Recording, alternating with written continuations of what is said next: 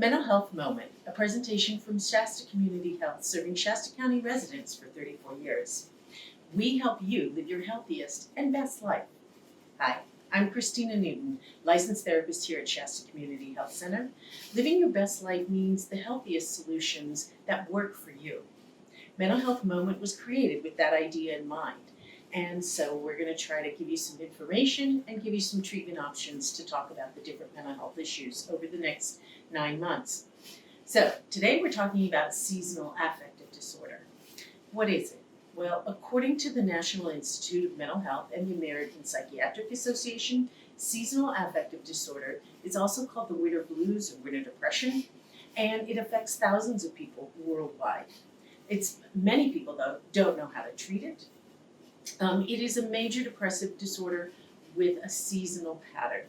And that means it's a serious depressive disorder that occurs during the winter months with low light and shorter days, as seen in the winter months here in the Northern Hemisphere. The fun fact, the closer that you are to either of the poles, north or south, during those winter months, the worse your seasonal depression can be.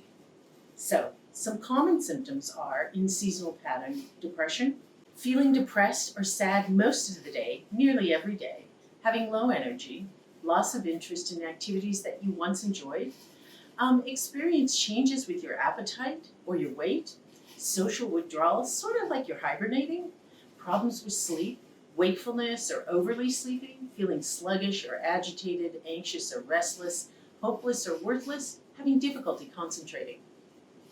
What causes these symptoms? Though scientists are not 100% sure of how this works, they do know that the following information affects the onset and the ongoing pattern in the neurochemistry in our brains. So, the neurotransmitter serotonin is produced in our brains. That production has a reaction to sunlight. So with the lower light during the winter months, serotonin production gets interrupted for some people, so the body produces less of it. Less serotonin means less feelings of well-being. Another study shows that some people overproduce melatonin, and therefore they feel kind of sleepy during the low light months of winter. The hormone melatonin is involved in our circadian rhythm, our sleep-wake cycle that we all have naturally. So if this changes our sleep-wake rhythm, we get dysregulated, and that causes us to feel out of sorts. So with the disruptions of serotonin and melatonin, the body's daily rhythm gets out of whack because our sleep and our behaviors change, and that affects our moods. Some studies also show that vitamin D is involved with the production of serotonin.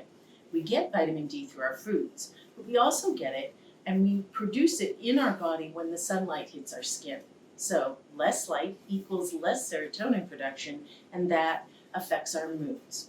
So, who gets seasonal affective disorder? Well, they're still evolving, but we do know that those who live in latitudes closer to the poles, we also know that more women than men get it, ADHD, anxiety, eating disorders, and those who have a family member who have another mental health disorder.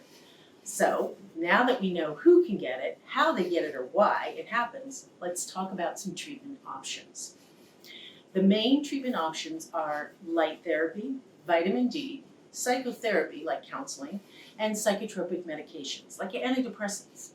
The easiest way to start improving your mood during the long winter months is to expose yourself to more light. The lack of natural sunlight that we get in the winter months is often a big factor in seasonal depression. But can't just be any light. It has to be an intense and the right lumens, 10,000 lux. So that seems like a lot, but you get it in contact and it has to produce that much light in order to have an effect on you. So you need to expose yourself to this really bright light from 30 to 45 minutes every day.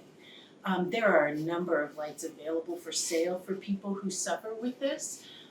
So you can go online and do some research. I recommend that you talk to your doctor to help make this a decision to see if this is the right thing for you. Another tool is upping your vitamin D intake. Well, the easiest way is to take a supplement. However, you're going to want to go to your doctor for this as well and get your levels measured, and then talk to your doctor about the right intake for you on a daily basis. Psychotherapy is the third tool in your chest. Psychotherapy can help you develop some skills to manage the negative thinking patterns that are not serving you. We all get stuck in negative thought loops, but psychotherapy can assist you in recognizing and learning new coping methods for those times when your depression symptoms are at their worst. The combination of light therapy and psychotherapy in studies shows the best outcomes for managing seasonal depression over the long term. Medications are another tool that are effective in treatment for this. The most common are serotonin reuptake inhibitors, SSRIs, most people call them. But each person should see their doctor to see which one of them would work best for them. Remember, the medications can be customized to the months when you feel low, and then they can be tapered back as the sun returns to your life and your mood lifts. Seasonal depression is not a moral failing. It's not a few months that you need to suffer through or tough it out. It is a medical condition that affects millions of people worldwide. You can get help. Feel free to contact your primary care physician and see how they can help you chart a path forward to your healthiest life. Thanks for watching, and let us know what you want to know more about. Send us your questions or comments below. Till then, we'll meet again at another mental health moment.